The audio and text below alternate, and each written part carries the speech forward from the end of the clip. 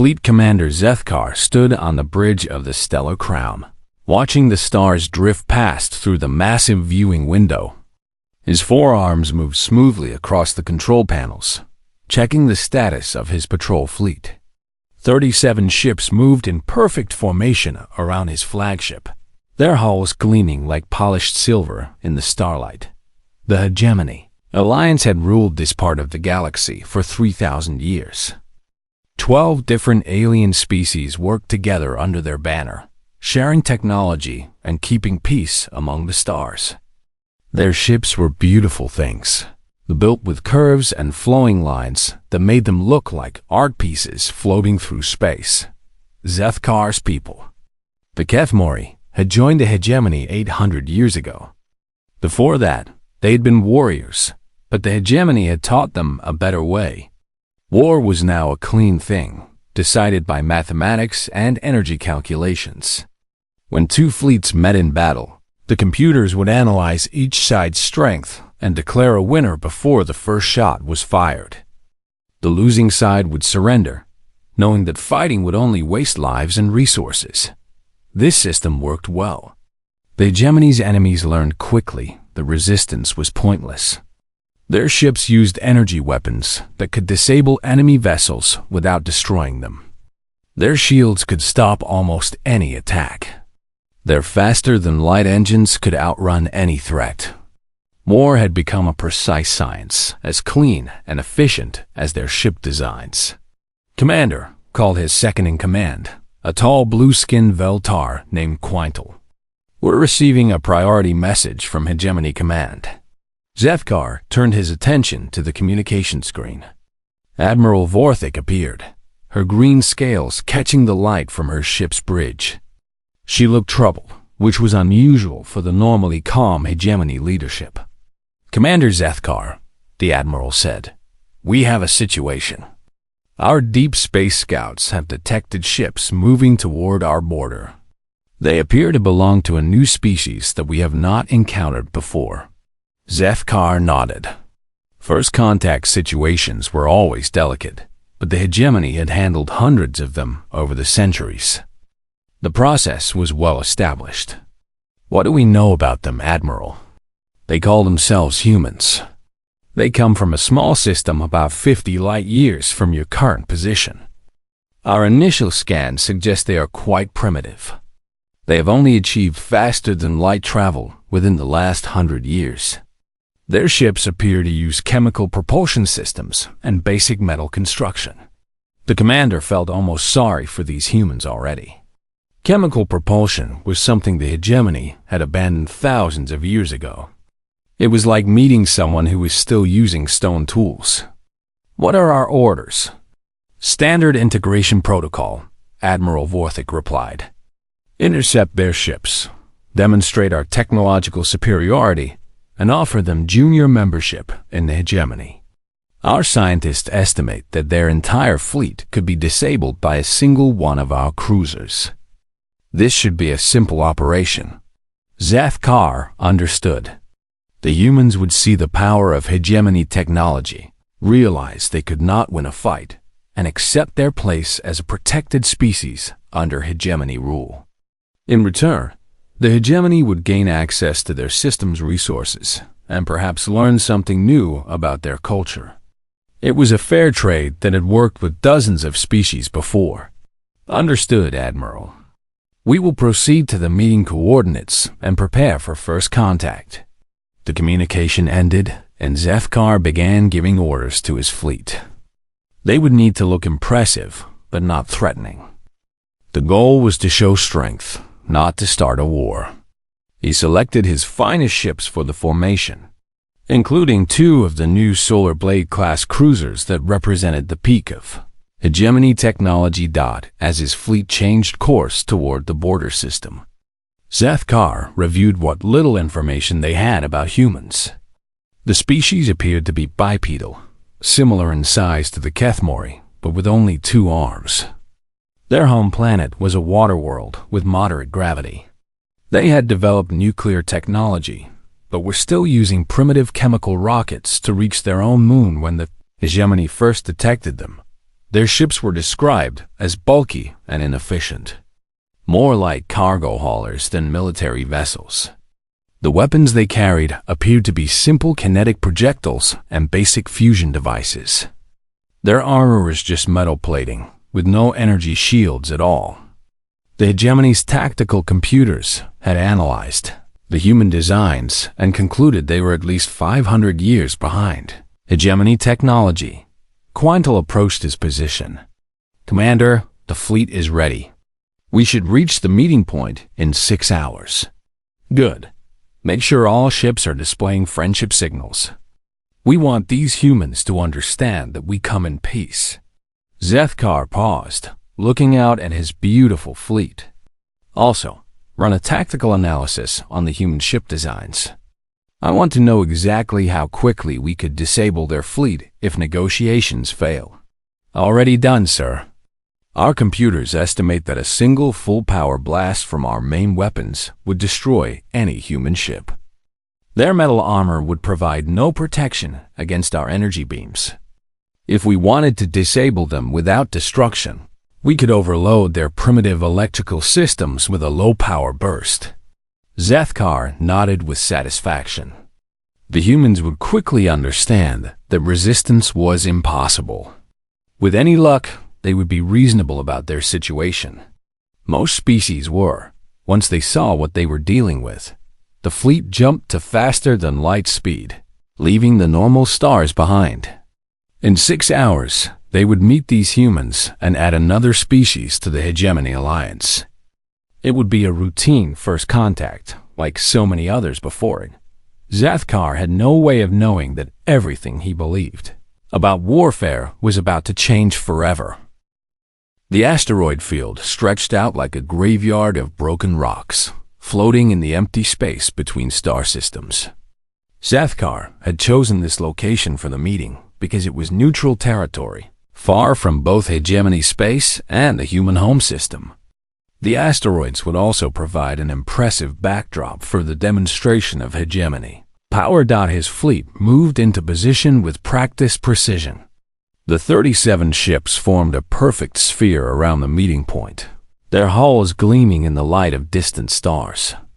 Each ship was a work of art, with smooth curves and elegant weapon arrays that looked more like decorations than instruments of war. The largest vessels, his flagship Stellar Crown and the 2 Solar Blade cruisers, took positions at the front of the formation. "All ships report ready." "Commander," Quintal announced from her station. "Weapons are powered down but ready for immediate activation. Shields are at minimum power to show peaceful intentions." Zethkar walked to the center of his bridge, his forearms clasped behind his back as he studied the tactical display. The humans were still 12 hours away, but he wanted everything perfect when they arrived. This first meeting would set the tone for all future relations between humanity and the hegemony. "Status report on the human fleet," he ordered. A young Voltar officer at the sensor station looked up from his screens. Long-range scanners confirmed 7 human vessels approaching on schedule. "The ships match our intelligence reports exactly, Commander. They appear to be converted cargo vessels with basic weapon systems attached. Mass approximately 2,000 tons each. No energy signatures that suggest advanced technology." Zethkar nodded. 2,000 tons was tiny by hegemony standards. His flagship alone was 50,000 tons, and the Solar Blade cruisers were 30,000 each. The humans were bringing what looked like shuttles to meet a proper battle fleet. "Any communication from them?" "Yes, sir. They sent a simple radio message 12 hours ago, requesting permission to meet as planned. The message was in their primary language, which our computers have already translated. They seem polite but direct in their communication style." "Good. When they arrive, we will give them time to see our fleet and understand their situation. Then we will open communications and begin the integration process." Zethkar moved to his command chair, settling into the specially designed seat that accommodated his 4 arms. Have our cultural specialists prepared a presentation on the benefits of hegemony membership? Quintal activated a holographic display showing charts and graphs. Yes, Commander. We can demonstrate our medical technology, our energy production methods, and our peaceful trading networks. Most species are impressed by our life extension treatments and our faster-than-light communication systems. The hours passed slowly as they waited. Zefkar used the time to review the files on other first contact situations. In almost every case, the new species had been overwhelmed by hegemony technology and grateful for the chance to join their alliance. There have been a few exceptions over the centuries, species that had tried to fight. But those conflicts had ended quickly once the aliens realized how outmatched they were. The Kethmori themselves had tried to resist at first 800 years ago. Zefkar's ancestors had been proud warriors who believed their battle fleets could challenge anyone. It had taken exactly one demonstration of hegemony power to change their minds. A single hegemony cruiser had disabled their entire home defense fleet without taking any damage. The lesson had been clear and decisive. "Commander, we have contacts approaching," the sensor officer called out. 7 ships dropping out of faster-than-light speed at the edge of the asteroid field. Zefkar leaned forward in his chair as the tactical display updated. 7 red dots appeared on the screen, moving slowly toward the meeting point. The computer began analyzing the new contacts and displaying information about their design. "Confirmed, sir. The ships match our intelligence reports. They appear to be industrial vessels that have been modified for long-range travel. I'm detecting chemical rocket engines, metal armor plating, and basic electronic systems.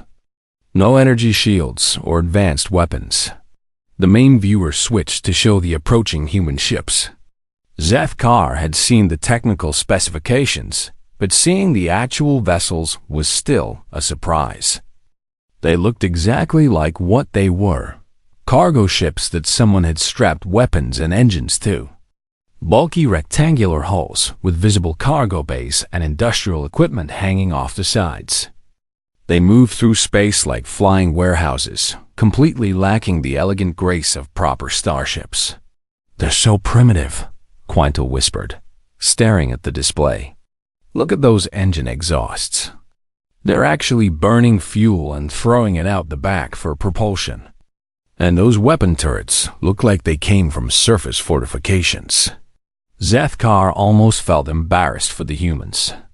Their ships were functional but ugly, built for work rather than beauty. The hulls were scratched and dented, probably from asteroid impacts during their journey. There was no artistry in their design, no consideration for the aesthetic principles that guided proper starship construction. "Open a communication channel," he ordered. "Let us begin the conversation." The main screen flickered and then showed the interior of one of the human ships. The bridge was cramped and utilitarian, filled with basic control panels and simple displays. A human sat in the center chair, wearing what appeared to be a military uniform. The creature had pale skin, brown fur on the top of its head, and only 2 eyes.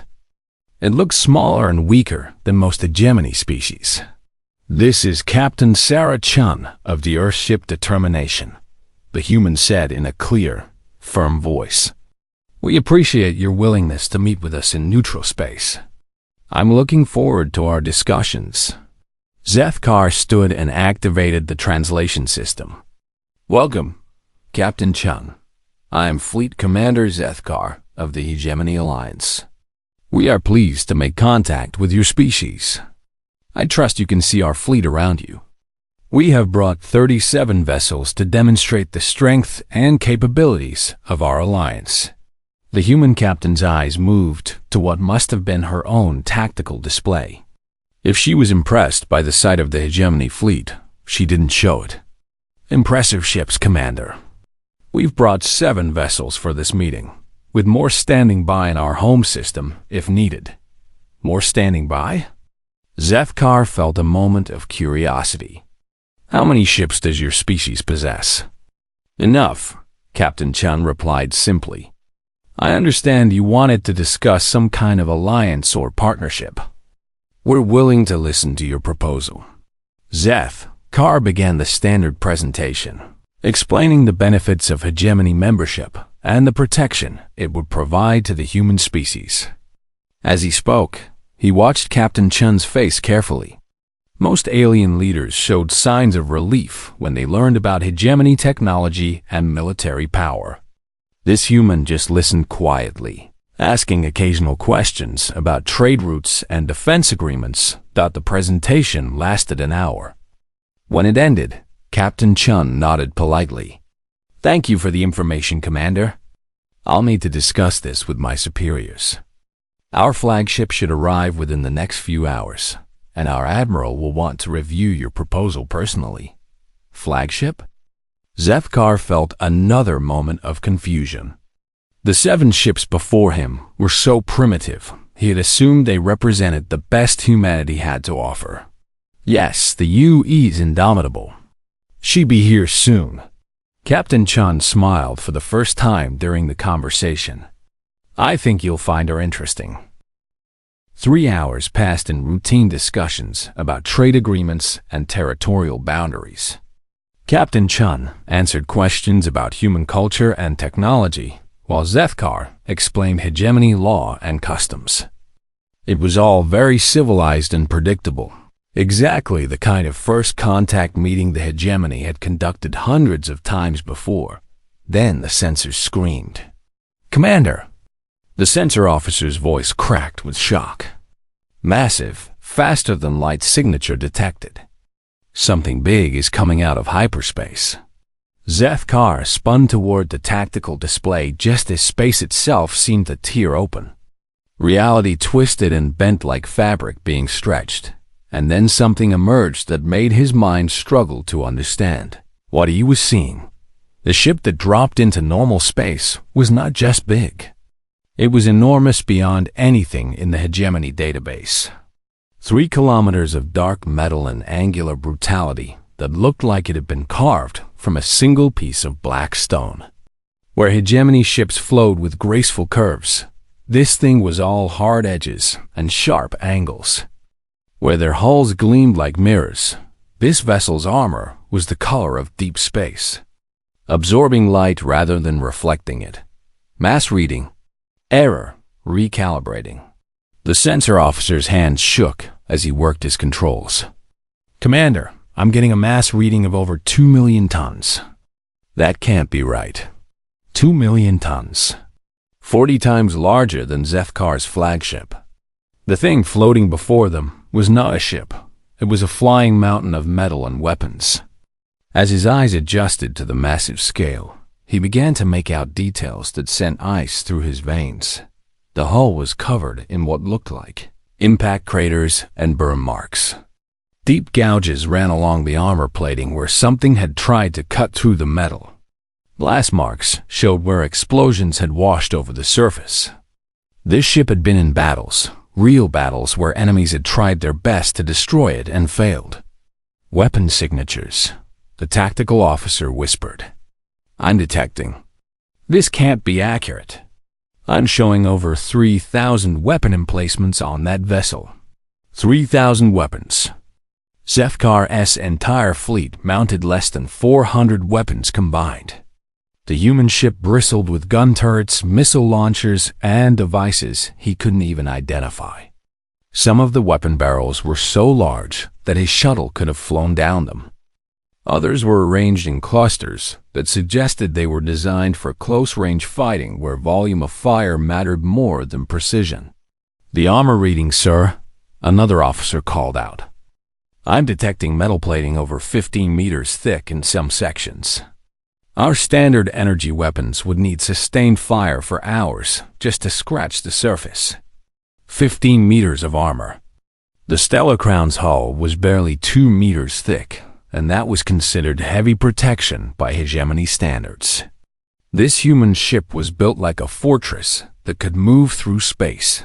The ship's design made no sense from an engineering perspective. It was too big, too heavily armed, too heavily armored to be practical. The energy requirements to move something that massive should have been impossible with any reasonable technology. Yet there it was, hanging in space like a dark moon, proving that human engineering followed completely different rules. "Commander Chun," Zethkar managed to say into the communication channel, his voice barely steady. "What exactly is that?" The human captain glanced at her own screens. "That's the UES Indomitable, Commander. She's a Titan-class battleship, one of our newer designs. Admiral Harrison will be taking over negotiations from here." Newer designs. This monster was not even their best ship, just one of their newer ones. Zethkar felt something cold settle in his stomach as he realized what that meant. The communication screen flickered and changed to show a different human bridge. This one was larger, darker, and filled with displays showing weapon systems and tactical information. A human with gray fur on his head and scars across his face appeared on screen. He wore the same type of uniform as Captain Chun, but with more decorations. "I'm Admiral Harrison, commanding the Indomitable," the new human said in a voice like grinding metal. "Commander Zethkar, I understand you've been discussing an alliance with Captain Chun. I'm here to continue those discussions." Zethkar tried to focus on diplomacy, but his eyes kept drifting to the tactical displays visible behind the Admiral. He could see readouts showing the status of weapon systems, armor integrity, and crew assignments. The numbers were staggering. This ship carried a crew of over 50,000 humans. His entire fleet had fewer than 30,000 crew members. "Admiral Harrison, welcome. Your ship is impressive. We were discussing the benefits of hegemony membership for your species." Admiral Harrison's scarred face showed what might have been amusement. "Membership, Commander? I was under the impression we were discussing a mutual defense pact between equals." "I'm afraid there may have been some misunderstanding," Zethkar said carefully. "The hegemony does not form alliances with primitive species.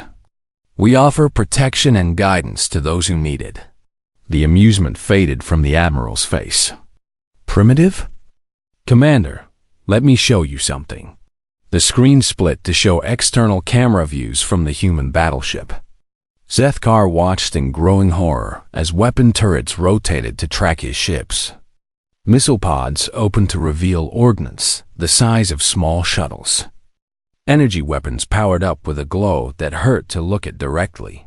"The Indomitable carries enough firepower to sterilize a planet," Admiral Harrison said quietly. "Her armor has been tested against nuclear weapons and antimatter warheads. She was designed to fight outnumbered and win. And, Commander, she is not even close to being our largest ship." Across the bridge of the Stellar Crown, alarm displays began flashing. The ship's computer was analyzing the readings from the human battleship and returning results that made no sense. Weapon power readings that exceeded anything in the database. Armor thickness that should have made the ship too heavy to move. Energy output that suggested the humans had somehow made fusion reactors the size of buildings. "Sir," Quinel whispered urgently, "our tactical computer is recommending immediate withdrawal. It's calculating that our entire fleet would be destroyed in less than 3 minutes if fighting began." 3 minutes. The pride of the hegemony fleet, ships that had kept peace across dozens of star systems, would last 3 minutes against one human vessel. Zethkar looked around his bridge at the faces of his crew.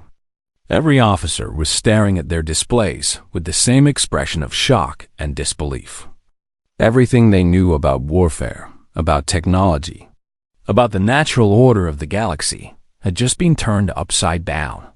The human admiral was still talking, explaining their position on territorial boundaries and trade agreements.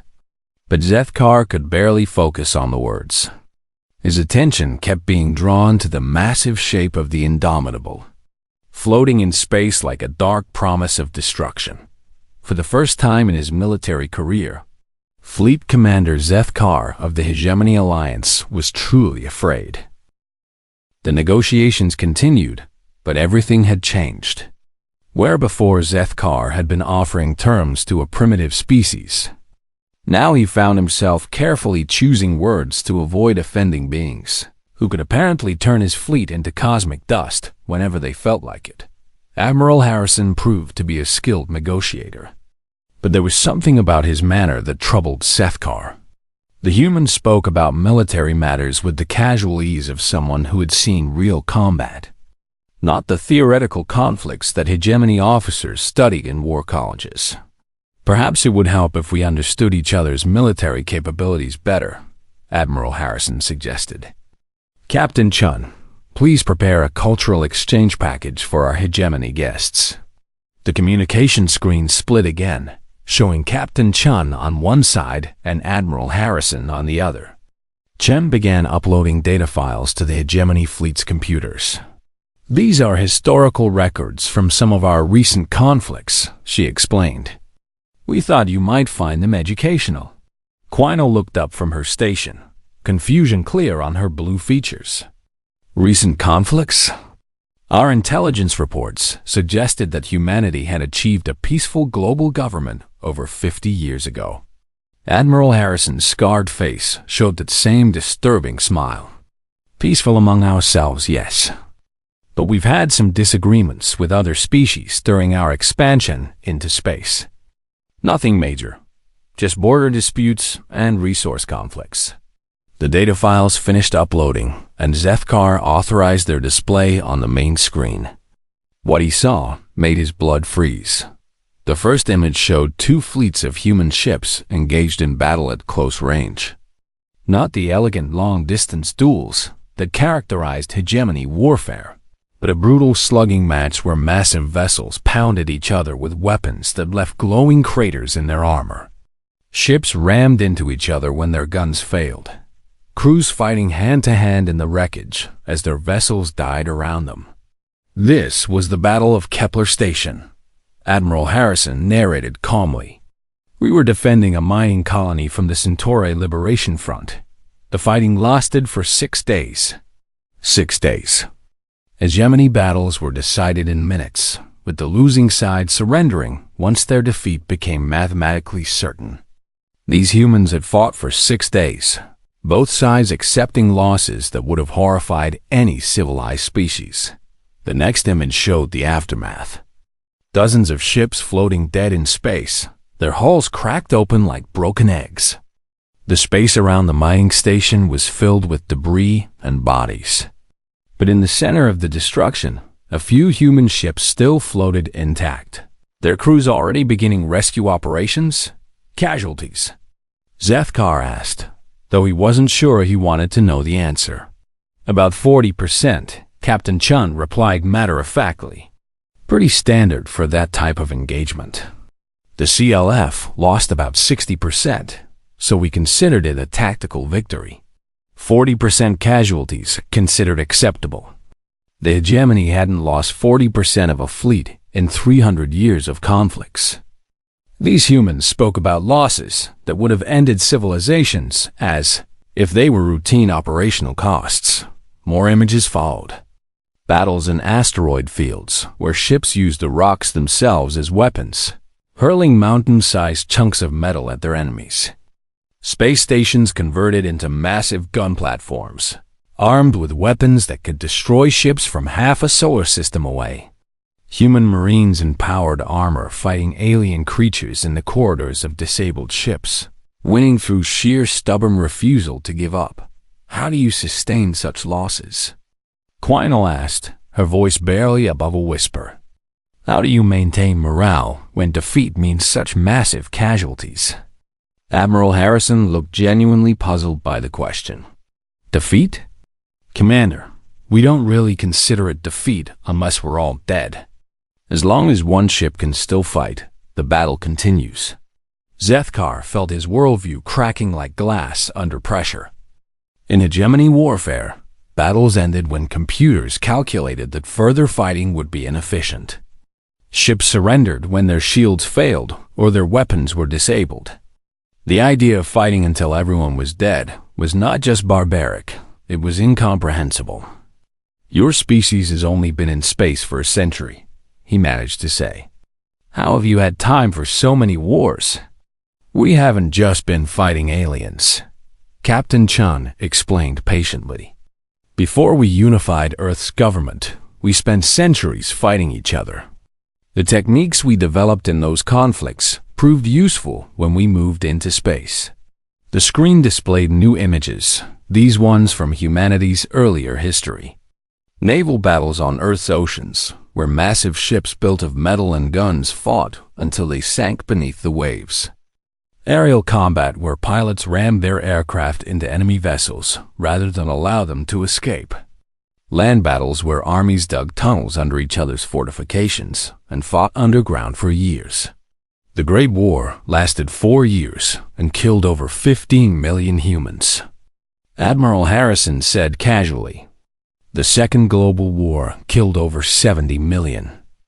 By the time we reached space, we had learned some hard lessons about what it takes to win against a determined enemy. 70 million dead." Zethkar tried to put that number in perspective. The entire population of the hegemony was only about 2 billion beings across 12 species. These humans had killed more of their own kind in a single war than most hegemony species had ever produced. The key insight, Admiral Harrison continued, was that wars aren't won by the side with the best technology or the most elegant tactics. They're won by the side that's willing to pay the highest price for victory. Our ships are built on that principle. Zethkar looked again at the massive bulk of the Indomitable hanging in space like a dark monument to human military thinking. Now he understood what he was seeing. The thick armor wasn't just protection, it was a statement. This ship was built to take damage and keep fighting. The thousands of weapons weren't just for offense. They were insurance that the ship could continue its mission even if most systems were destroyed. The enormous size wasn't inefficiency. It was redundancy carried to an extreme. "Your ship designs," he said slowly, "they're built for total war." "All of our ship designs are built for total war," Admiral Harrison corrected. "Because in our experience, that's the only kind of war worth preparing for." The communication fell silent as both sides considered the implications. Zethkar realized that everything the hegemony thought they knew about military conflict was based on fighting species that shared their basic assumptions about the purpose and limits of warfare. The humans operated from completely different principles. When hegemony species fought, they were playing an elaborate game with well-understood rules. When humans fought, they were trying to kill each other until only one side remained standing. "I think," Zethkar said carefully, "that we need to reconsider our original proposal. Perhaps a mutual defense pact would be more appropriate than junior membership status." Admiral Harrison nodded slowly. "I think that would be wise, Commander. I think that would be very wise indeed." The formal treaty signing took place 3 hours later aboard the Indomitable, and every moment of those 3 hours had been a revelation for Zethkar. Walking through the corridors of the human battleship was like exploring a mobile fortress, designed by someone who expected enemies to board at any moment. The walls were thick metal bulkheads that could be sealed to contain hull breaches or enemy intrusion. Emergency stations were positioned every few meters, each one stocked with weapons, medical supplies, and firefighting equipment. The crew members he passed wore their military uniforms like second skins, moving with the easy confidence of professional soldiers who had seen real combat. "Impressive vessel," Quintal whispered as they followed their human escorts toward the command section. "But it seems excessive. Why build something so heavily defended for space travel?" Their guide, a young human officer named Lieutenant Torres, overheard the question. "Because space is hostile, ma'am. Not just the environment, but the people you meet out here. The Indomitable has fought 17 major battles in the last 5 years. She's been boarded 6 times, hit by nuclear missiles twice, and once had to ram an enemy dreadnought to prevent it from escaping. 17 major battles in 5 years. Zethkar tried to imagine what could create such constant conflict. The hegemony had fought 17 major battles in the last 3 centuries. The signing ceremony took place in the Indomitable's main conference room, which doubled as a tactical command center when needed. Maps of local space covered the walls, marked with shipping routes, resource deposits, and potential threat vectors. Admiral Harrison signed the treaty with the same calm precision he had shown throughout their negotiations. "This alliance will benefit both our peoples," he said as he handed the document to Zethkar. "The hegemony's trade networks will give our merchants access to new markets, and our military capabilities will help secure the border regions that have been giving you trouble." Zethkar signed his own name below the admiral's, trying not to think too hard about what securing the border regions might mean when applied by humans. In hegemony terms, it meant establishing patrol routes and negotiating with troublesome governments. In human terms, it apparently meant being prepared to fight until everyone on the other side was dead as they prepared to return to their ships. Admiral Harrison made an offer that seemed casual but felt significant. "Commander, would you like a tour of our main battle line before you head home? The Third Fleet is conducting exercises about 6 light years from here. It might be educational." Zethkar almost declined, then realized this might be his only chance to understand the true scope of human military power. "I would be honored, Admiral." The journey to the exercise area took only an hour at faster than light speeds. But what waited for them there redefined Zethkar's understanding of what a military fleet could look like. Ships, hundreds of ships, arranged in formation across several million cubic kilometers of space. The smallest vessels were frigates the size of hegemony cruisers. The largest were things that beggared description. Massive constructs that made the Indomitable look like a patrol boat. The Third Fleet consists of 412 vessels, Admiral Harrison explained as they watched from the Indomitable's observation deck. "It's one of our smaller formations, primarily used for border patrol and rapid response operations." One of their smaller formations. Zethkar counted ship classes he had never seen before, each one larger and more heavily armed than anything in the hegemony database. Carriers that launched swarms of fighter craft. Artillery ships with gun barrels the size of small buildings. Supply vessels that were bigger than most hegemony battle stations. "The flagship there is the U.S. Sovereign," Admiral Harrison continued, pointing to a shape in the distance that looked more like a small moon than a starship. 8 kilometers long, crew of 200,000. She carries enough firepower to destroy everything within a light-year radius if necessary. 8 kilometers, 200,000 crew members. Enough firepower to sterilize entire star systems. And this was just one ship in one of their smaller fleets. "How many fleets does humanity maintain?" Quino asked, her voice barely audible. Admiral Harrison considered the question. "Active duty?" "About 20 main battle fleets, plus various specialized squadrons and patrol groups. We maintain a reserve of approximately twice that number in case of major conflict. 20 active fleets, each one larger than the entire hegemony navy. 40 more in reserve." Zethkar felt dizzy as he tried to calculate what that meant in terms of raw military power. Humanity could apparently deploy enough ships to overwhelm every military force in this entire spiral arm of the galaxy. The return journey to the meeting point passed in stunned silence. When they reached their own ships, Zethkar felt like he was returning to toys after seeing real warships. The Stellar Crown, which had seemed so impressive that morning, now looked fragile and delicate compared to the human vessels. "Commander," Captain Chun's voice crackled over the communication system as the human ships prepared to depart. "It's been a pleasure doing business with you. We look forward to a long and profitable alliance." The 7 original human ships, the converted cargo vessels that had looked so primitive, took formation around the Indomitable. Now Zethkar understood what they really were.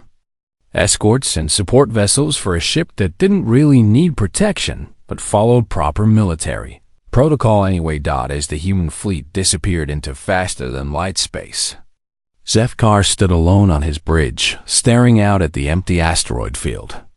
His crew worked quietly around him, but he could feel their uncertainty. They'd all seen the same things, drawn the same conclusions. "Sir," Quintal approached his command chair carefully. "What are your orders?"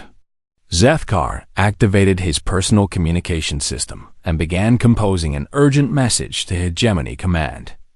The words came slowly as he tried to find a way to explain what they had discovered. "Priority Alpha message to Admiral Vorthik and the Hegemony Council," he began. "First contact with humanity complete. Mutual Defense Pact signed. Recommend immediate elevation to full alliance status with all associated privileges and protections."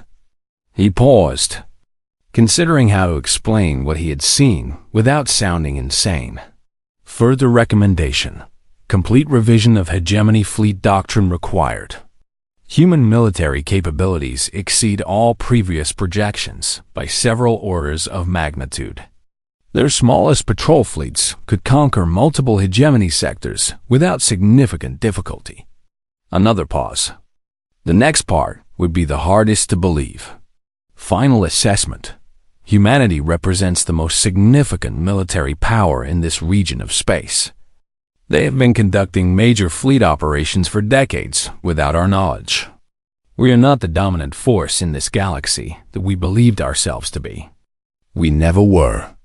We simply had not encountered anyone who could challenge our assumptions about the nature of warfare. He closed the message and transmitted it on the highest priority channels. Within hours, every hegemony commander in the fleet would know that the galaxy had just become a much more dangerous place, but also, perhaps, a safer one, because now they had the humans as allies rather than enemies. Zethkar looked out at the stars and wondered how many other species were out there, building ships like the Indomitable and preparing for the kind of total war that humanity took for granted. The universe suddenly seemed much larger and more hostile than it had that morning, but at least now they had friends who understood how to fight in it.